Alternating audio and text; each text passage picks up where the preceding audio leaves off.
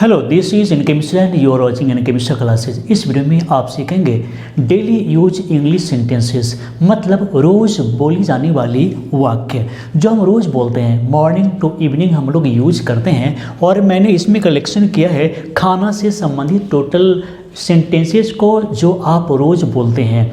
अगर आपको यहाँ पर बोलना पड़ जाए लोहा को जंग खा गया है, मतलब जंग खा जाना, हम लोग जो ओरिजिनली बोल रहे होते हैं वो बस उसी को इंग्लिश में बोलना है।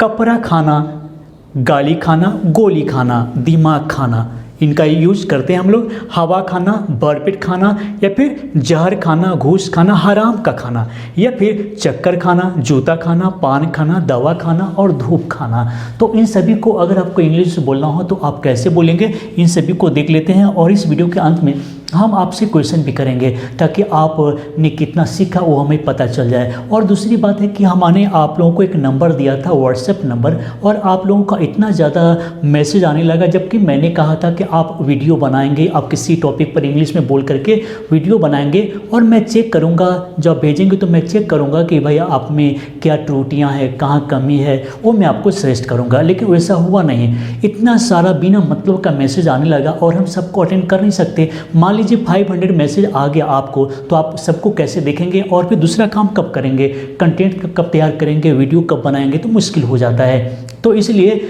आप लोगों से रिक्वेस्ट है कि जब भी भेजें तो सिर्फ वीडियो भेजें और दूसरा आप कोई भी मैसेज ना करें। तो चलिए एक एक करके देख लेते हैं और इसको समझ लेते हैं।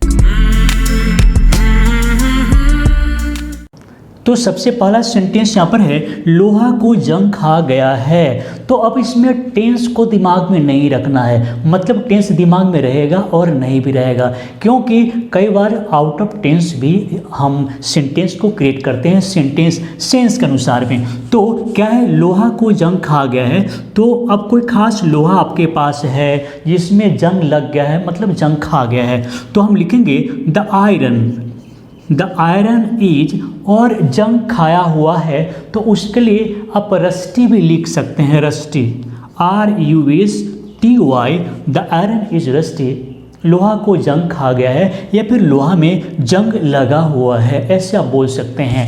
दूसरा है दर्जी मेरा कपड़ा खा गया है। तो इसका मतलब क्या हो गया, गांव में आप सुनेंगे कि लोग बोलते हैं कि दर्जी ने कुछ कपड़ा खा गया मेरा, तो यहाँ पर चुरा लेना है, यानी कि उसने कुछ कपड़ा चुरा लिया, आपने सीने के लिए दिया तो कुछ कपड़ा बचा लिया, टोटल नहीं बल्कि कुछ बचा लिया। तो हम उसे कैसे लिखेंगे, दर्जी ने मेरा कपड़ा खा गया है, तो हम लिखेंगे the Taylor,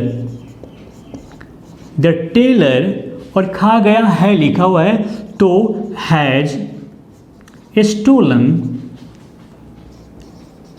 some of my clothes. Some of my clothes का मतलब ये हुआ कि मेरा थोड़ा सा कपड़ा खा गया। भले यहाँ पर थोड़ा नहीं लिखा हुआ है, लेकिन सेंस इससे क्या होता है कि मेरा कपड़ा खा गया, थोड़ा सा कपड़ा खा गया, ये हुआ।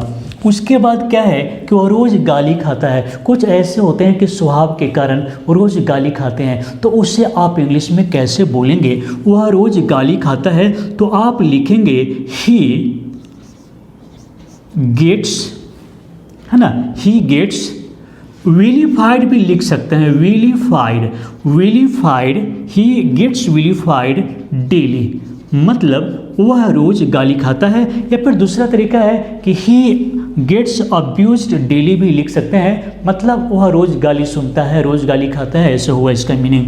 उसके बाद है तो गाली खाना है तो फिर गोली खाना कैसे होगा, उसने देश के लिए गोली खाया, उसने देश के लिए गोली खाया, तो गोली खाया ये कैसे होगा। तो आप देखेंगे यहाँ पर ही सस्टेन, और पास्ट इंडिफिनिट है तो he sustained bullet injuries for the country, he sustained bullet injuries for the country, उसने देश के लिए गाली खाया। तो यहाँ पर पास्ट इंडिफिनिट का यूज किया गया है, सस्टेन्ड और बुलेट इंजरीज। अगर आपको पूछे कोई कि गोली खाना का क्या होगा तो आप बोलेंगे सस्टेन बुलेट इंजरीज। अब नेक्स्ट है वह हमेशा दूसरों का दिमाग खाता है। तो कुछ लोग होते हैं कि हमेशा दूसरों को चाटते रहते हैं, दिमाग चाटते रहते हैं, दिमाग खाते रहते हैं। तो यहाँ पर आप क्या यूज करेंगे? बिल्कुल सिंपल है, बिल्कुल आसान है। तो वह हमेशा, तो ही ऑलवेज और वेक्सेज, वेक्स का मतलब है दूसरों को परेशान करना, तंग करना, दिमाग खाना। तो ही ऑलवेज वेक्सेज अदर्स, वह हमेशा दूसरों का दिमाग खाता है। और यहाँ पर नेक्स्ट सेंटेंस है, वह जेल की हवा खा रहा है। तो जेल की हवा कैसे खा रहा होगा? इसका मतलब ये हुआ कि जेल में अभी है और पूरी समस्याएं जेल का वो भुगत रहा है। तो वह जेल की हवा खा रहा है, तो इसके लिए हम लिखेंगे he is languishing, he is languishing in the jail, वह जेल की हवा खा रहा है।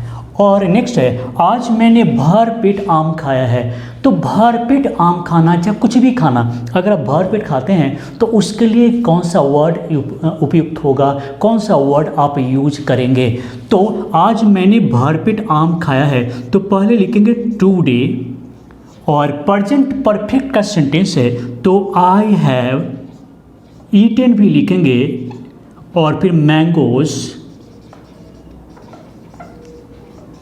और जब आप भर पेट खाना खाते हैं तो इसके लिए आप लिखेंगे टू वंस फील, और वंस के जगह पर क्या लिखेंगे? यहाँ पर आई है तो माई लिखेंगे। तो I have eaten mangoes to my fills, to my fills का मतलब मैंने आज भर पेट आम खाया है। उसके बाद है, उसने गुस्से में आकर जहर खा लिया। तो गुस्से में आकर जहर खा लिया, तो जहर खाना का आप इट नहीं बोलेंगे, इट का यूज कहीं पर होगा ही नहीं। इतने सारे वर्ड का यूज करना है, लेकिन इट नहीं लिखेंगे आप। तो क्या होगा यहाँ पर? उसने गुस्से में आकर जहर खा लिया है, तो हम लिखेंगे ही खा लिया, सिर्फ खा लिया। तो he consumed poison in a rage. In a rage का मतलब है एक एक्सट्रीम एंगर, मतलब बहुत ही अधिक गुस्सा में ही उसने जहर खा लिया। तो he consumed poison in a rage, उसने गुस्से में आकर जहर खा लिया। नेक्स्ट है, वह रोज घूस खाता है। वह रोज घूस खाता है। तो घूस खाना कॉमन वर्ड हिंदी में है, लेकिन इंग्लिश में इसके लिए क्या यूज करेंगे?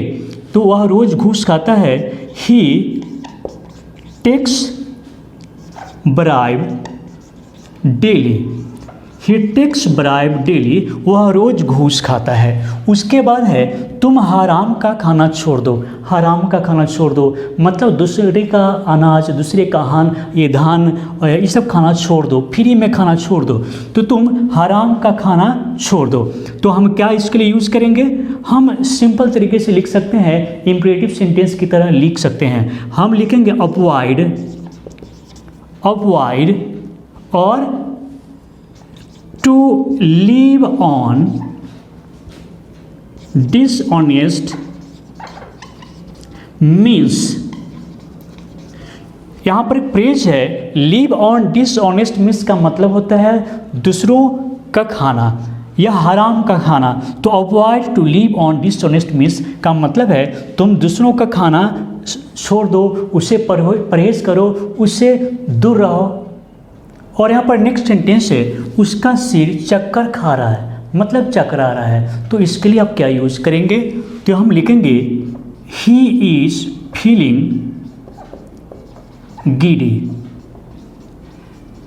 कभी कभी आप देखेंगे कि फील का प्रयोग कंटिन्यूअस में नहीं होता है, ये बिल्कुल सत्य है। लेकिन जब ये फील का प्रयोग तबीयत के बारे में हो, उसका तबीयत खराब है, कैसा अनुभव कर रहे हो, कैसा फील कर रहे हो, जब तबीयत के बारे में चर्चा की जाए तो उस कंडीशन में फील का प्रयोग हम एक कंटिन्यूअस के रूप में कर सकते हैं। लेकिन अगर कॉमन रूप से ऐसे फील में आईएनजी का प्रयोग नहीं किया जाता, फील का प्रयोग कंटिन्यूअस के रूप में नहीं किया जाता है। उसे जूते खाने की आदत है। तो जूता खाने का क्या होगा? और किसी को किसी भी चीज़ की आदत है, उसे कैसे बोलेंगे? तो उसे जूते खाने की आदत है, तो he has the habit of और जूता खाना का क्या करेंगे, getting kicks. Getting kicks, get kicks means होता है जूता खाना, और यहाँ पर ऑफ है, प्रीपोजिशन है, तो उसके बाद में वर्ब फोर का यूज करेंगे। नेक्स्ट है वह रोज शाम में पान खाता है, मतलब रोज शाम में बाजार जाता है, पान खाता है। तो पान खाना का क्या होगा, तो हम लिखेंगे ही, और जब भी हम पान खाते हैं तो उसके लिए हम च्यू का यूज करेंगे, क्योंकि चबाते हैं, खाते नहीं हैं। तो he chews betel daily in the evening, वह रोज शाम में पान खाता है। नेक्स्ट है समय पर दवा खाया करो। अब दवा खाने में भी हम ईट का प्रयोग नहीं करेंगे, क्योंकि ईट का मतलब हुआ बहुत सारा दवा रख के और ऐसे करके खा रहे हैं भोजन की तरह। तो यहाँ पर समय पर दवा खाया करो तो हम सिंपल वर्ड यूज करेंगे, take medicine. Take medicine on time, बस समय पर दवा खा लो या फिर खाया करो, ऐसे होगा। नेक्स्ट है जाड़े में धूप खाया करो, मतलब जाड़े के मौसम में कुछ लोग धूप में बैठते हैं, धूप सेकते हैं, धूप खाते हैं, तो हम धूप खाना का क्या यूज करेंगे वो भी देख लेते हैं। तो जाड़े में धूप खाया करो, तो धूप खाना का होता है बास्क, वर्क रूप में हो गया। हम द सन लिख देंगे, बास्क द सन। सन का मतलब सूरज तो होता है लेकिन धूप भी होता है, आप डिक्शनरी में देखेंगे सन का मतलब धूप भी होता है। तो बास्क द सन मतलब धूप सामने, तो ना bask the sun in winter, मतलब जाड़े में धूप खाया करो, ऐसे होगा। तो अब बारी है आपसे सवाल करने की, क्योंकि आपने कितना कंसंट्रेशन से इस वीडियो को देखा है अभी समझ में आ जाएगा। तो हमने अभी कुछ समय पहले बतलाया था कि वह जेल की हवा खा रहा है, वह जेल की हवा खा रहा है। तो आप इसे कैसे बोलेंगे, क्योंकि मैं बता भी चुका हूँ और आपको कितना याद है ये भी पता चल जाएगा। तो वह जेल की हवा खा रहा है, कैसे आप लिखेंगे अभी कमेंट बॉक्स में लिखिए, इससे पता चल जाए कि आप कितने कंसंट्रेशन से वीडियो को देखते हैं। तो चलिए दोस्तों, इस वीडियो को देखने के लिए, लाइक करने के लिए और शेयर करने के लिए आप सभी को बहुत बहुत धन्यवाद।